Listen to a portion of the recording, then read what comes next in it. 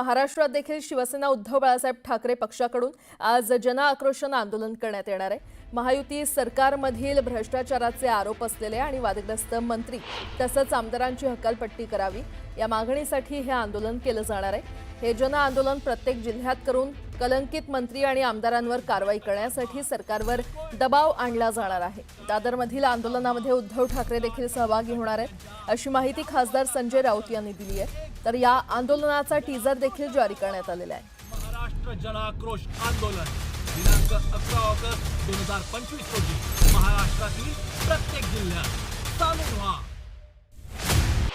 महाराष्ट्राला शिवसेनेतर्फे महाराष्ट्राच्या सर्व जिल्ह्यामध्ये या घोटाळेबाज सरकारविरुद्ध आंदोलन होईल। जिल्हास्तरावर स्वतः मुंबईमध्ये उद्धव ठाकरे दादर परिसरामध्ये आंदोलनात सहभागी